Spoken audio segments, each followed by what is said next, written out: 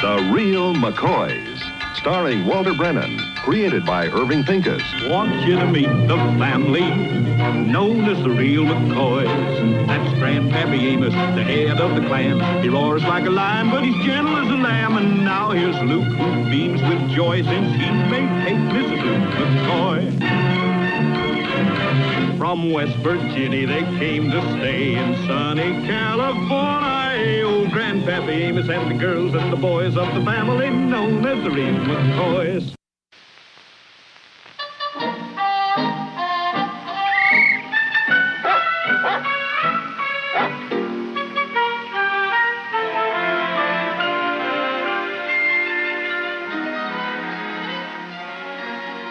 That Mac sure is a smart dog, little Luke. You sure trained him well. I don't think he's so gall-darn smart. What? He always brings the paper to me, and I'm the only one that can't read. Well, the reason he brings it to you is because your name's on the mailing sticker. Yeah, well, it's a sad thing when the head of the house can't read, but the dog can. Did you find it, Luke? Oh, yeah, here it is. Can I be excused? You may be excused. Go ahead and read up, Eastman. McCoy Sioux Valley Telephone Company. That's it. Amos McCoy, local farmer, has filed a $500 suit against the phone company. McCoy claims negligence on the part of the VT&T. He alleges their repairmen left his gate open, resulting in the highway death of his bull. The case is scheduled to be heard before a jury next week in the court of Judge Henry Paulson. Is that all? Yeah. Life snuffed out, and that's all they see. You know, Grandpa, I don't cotton much to what you're doing here. Asking $500 for old Abe. He was a cheap bull to begin with, Grandpa, and he didn't improve much with age. Well, now, you young'uns don't understand legals. When you're suiting, you always ask for more than you expect to get.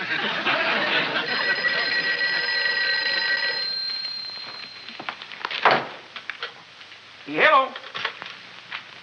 What? Well, yes, it is. Oh? It's Mr. Meredith, the lawyer from the phone company. He probably read the paper, too. Yeah, I guess so. Yeah, we'll be here all day. Yeah, right. Bye. Well, maybe we won't have to go through all that court business after all. What'd he say? Well, Mr. Meredith says the phone company'd like to settle out of court. Yeah, see? They're scared. They know they ain't got a chance in front of a jury. He isn't coming over today, Luke? Yeah, he's going to be over right after lunch. Good. The sooner the better. You see, I want to get that shotgun. And then I want to get them seat covers for the car we've been waiting on. And I want to get a radiator cap with the temperature gauge built in. And then... Grandpa, shame on you. Talking about luxuries at the cost of a poor old bull. Old Abe would have wanted it that way.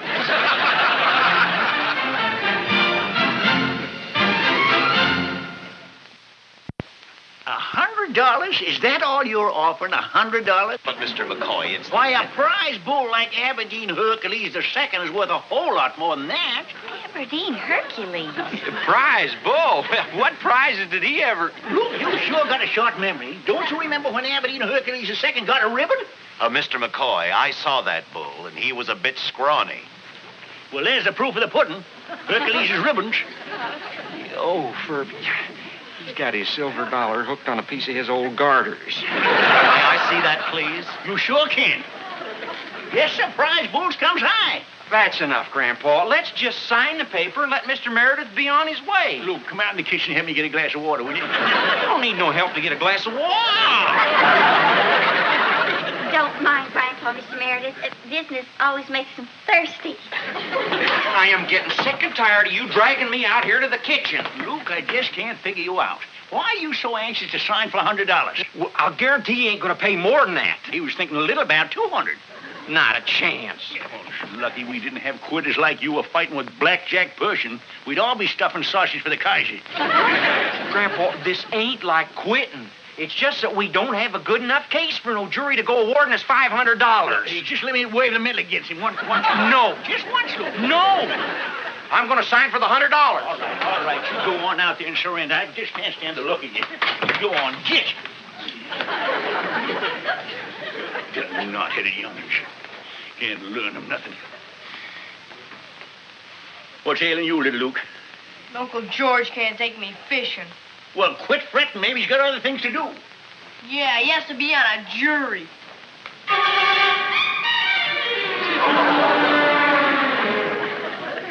Jury, did you say?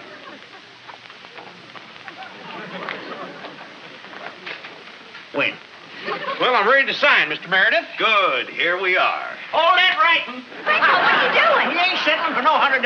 But, Mr. McCoy... No more talk. I already wrote my first name down. Half a loaf don't mean nothing. Grandpa, stop that! Goodbye, Mr. Meredith. We'll see you in court. Grandpa, have you gone loco or something? Mr. Meredith, come back here. Leave him. Grandpa, he... Now, simmer down for a second. I told you I'd see you in court. But, Mr. Meredith, would you call me on the telephone tomorrow? Oh, I'd be happy to. Yeah, by that time I might know what this hullabaloo's all about. Please accept our apology. I don't know what's got into him. I understand. My hat, if you don't mind. Oh, sure, yeah. He'll be cutting holes for his ears in that hat before I'm through with him. Thank you. Goodbye, Mr. Meredith. Bye. Bye. Well, if you ain't the orneriest, most unpredictable grandpa I ever knew. Luke, I just had to stop you from signing. I don't want to hear no more about it. Luke, you're being grandpa when you act that way. All right. All right, what is it? Well, Luke, I had to stop you from signing. Because little Luke just told me that George McMichael's going on the jury. What? George McMichael is serving jury duty the same week our case comes up. And don't you see, we just can't lose. Well, you can't count on George McMichael to guarantee we'll win. Well, why not? He's my best friend. But when it comes to jury and best friends don't mean a thing. As a matter of fact, you shouldn't even talk to George about it. Don't try to influence him in any way. Are you accusing me of thinking dishonorable? What kind of respect is that to have for your grandpa? Why, I wouldn't think for 1 minute of using influence on George. I wish I could believe you. Yeah, me too. All right, I'll show you. I swear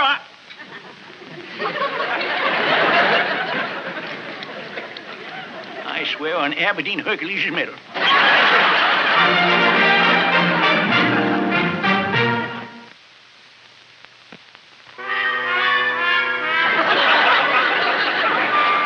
I really can't take this. George, it's my prized heirloom. It's a medal I won as a boy, and I want you to have it. Sort of in honor of you being chosen as a member of the jury. Well, it ain't like I was elected mayor or something, even though I was made foreman. Foreman, you deserve a medal, and I give you the only one I had. Gosh, ain't it a beauty. Amos, this is an American silver dollar. Well, it's a government AWOL. Well, doggone. Somebody fool with my power saw. No, that's only for Peter. Oh, well, that's all right. I don't mind if he borrows it. Well, he ain't a borrowing it. He's a working on your wood pile. Why, you got a stack of logs out there as high as a mule's eye. Well, no, ain't that awful nice of him, but I really don't deserve it. Why, you're making out like I'm some kind of a hero or something. Like I did something wonderful for you. Well, maybe you will in the future. Who can say? Gosh, all these wonderful gifts. I deserve them. Your hand-stuffed skunk. I know how long it took you to stuff. And then molasses cookies and this. Hello, Albuquerque. Nothing of a judge. I'm the judge, Amos. Well, now you're splitting hairs. Amos, you're the finest, most thoughtful friend a man ever had. What can I say? Not guilty.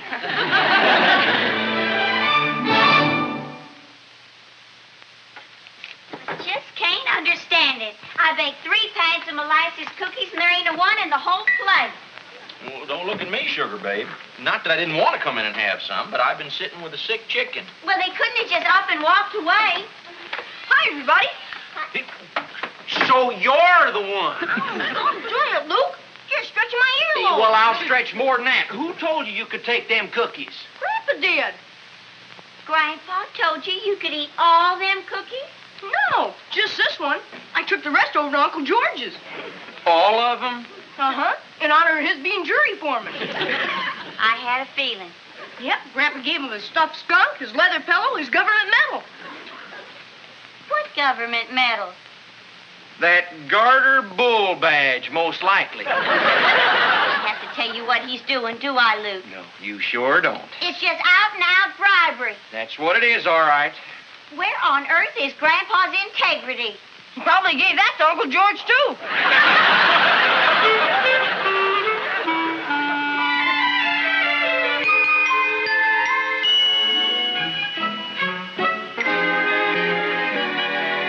George, you didn't have to bring back all the cookies.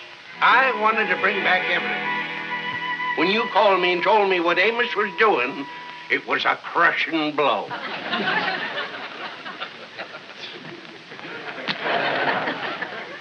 Well, we knew it'd hurt you, George, but we just had to do it. Look, you saw your duty and you did it. George, I'll tell you what. As soon as your jury duty's over, you come around and I'll bake you all the cookies you can eat. Kate, that's one promise my sweet tooth won't never let me forget. Well, I'll be running.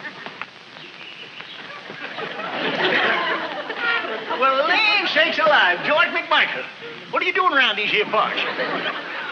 I just returned all them bribery presents you gave me. Bribery presents? Oh, don't act so darn innocent with me, Mr. Amos McCoy. You know what I'm talking about. Don't ever talk to me again as long as the both of us shall live. But, George, I've had my say. And I've had my listen, too.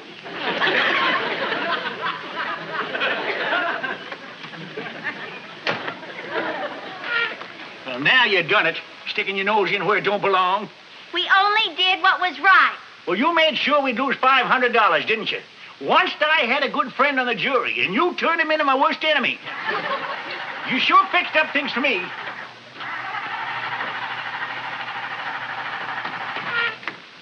Having a little trouble, are you, George? Won't turn over, huh?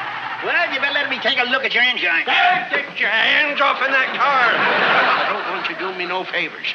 You ain't gonna get me owing you nothing. Well, I was just trying to help that. Hands off of that car. Must be out of gas. Well, I guess I gotta walk back to town and get me a gal. Hey, George, you don't need to do that. Take my car and go get it. Anything's mine's yours, good friend. Well, thanks, Amos. I'll do that. Good. Oh, no. Why, you devil, you're trying to tempt me, huh? I'd rather walk than be beholden. Here, cash. What's the 50 cents for? Parking charge while I'm gone.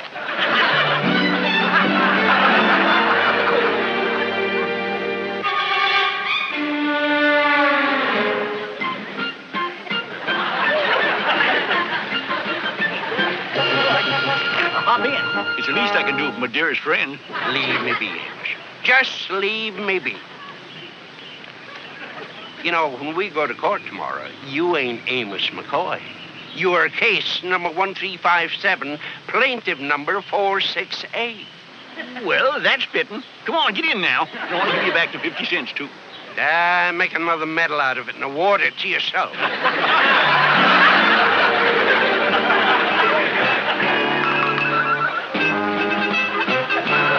If you won't let me take you, at least let me drive your hat and coat.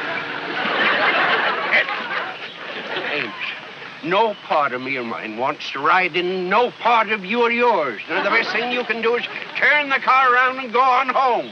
I don't want to have nothing to do with you. That's final.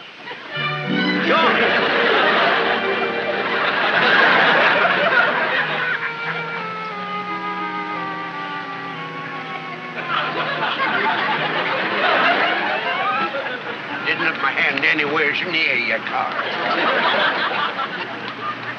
Look out for them irrigating ditches, George. Don't tell me how to walk. Walking almost 70 years without any advice from you. I know this road like the back of my hand. Go on. Go. Amos, quick.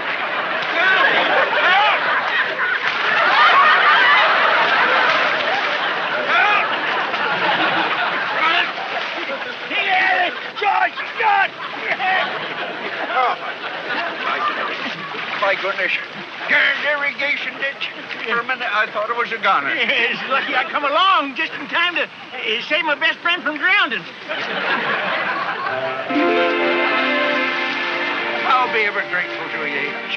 I was hoping you would be. Huh? Come on, get in the car.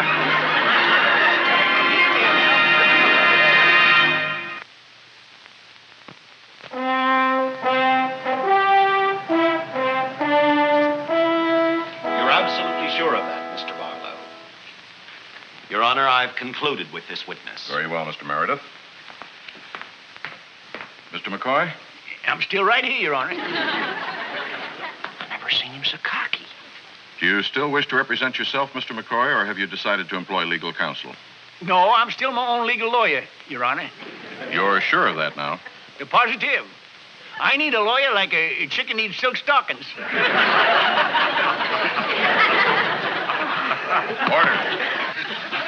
You think he's a regular Clarence Darrow? He's been on his high horse ever since he came back from George's last night. I just don't understand it. Was you talking to me? Mr. McCoy, I should inform you that at this point, Mr. McCoy, you may interrogate the witness. Ask him any questions you wish. No, I don't want to talk to Maytor, Your Honor.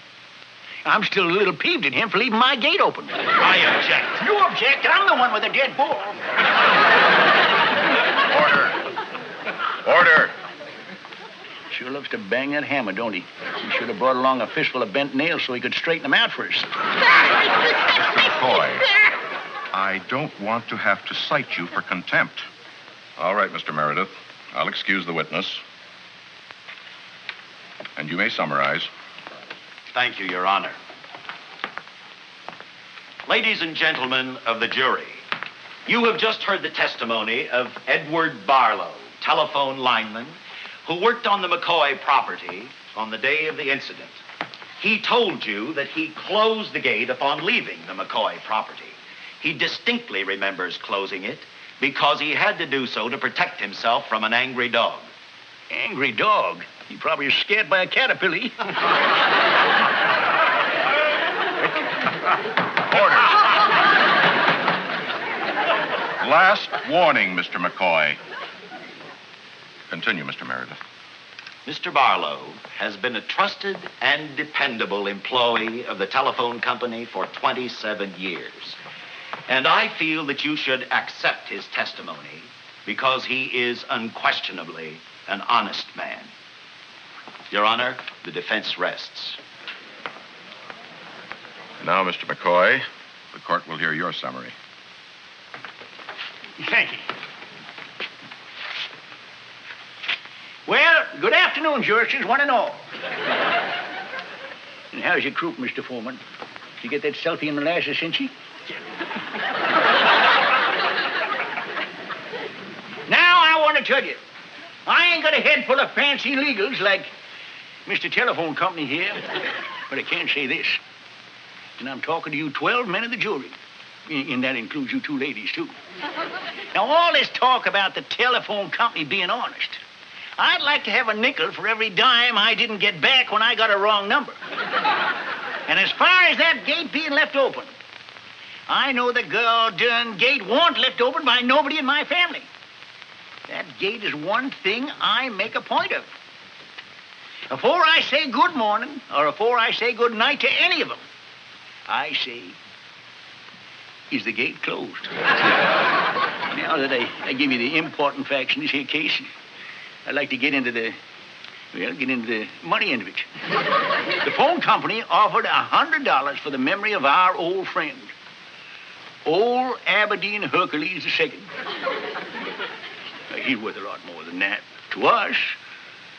The kind of worth you just can't put a price on. He was a friend. Kind. Loyal. Understanding. He was worth at least $500.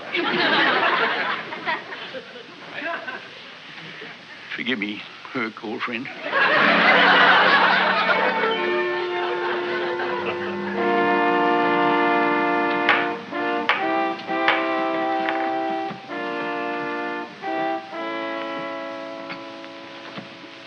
I've been notified that the jury has reached a verdict.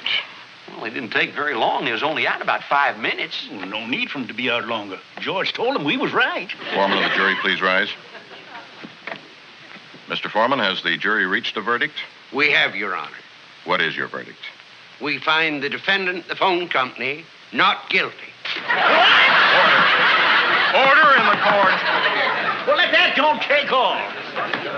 You no good, double-crossing, two-faced old Now, cat. Amos, I heard the facts and I did my duty. Come on, Grandpa. We lost fair and square. Amos, there's something you got to realize. Don't you lecture me. As we travel along the road of life, there are many bumps. You'll get one right in the nose. A far, far better You thing I traitor, think you. than- My goodness, you're a sorehead.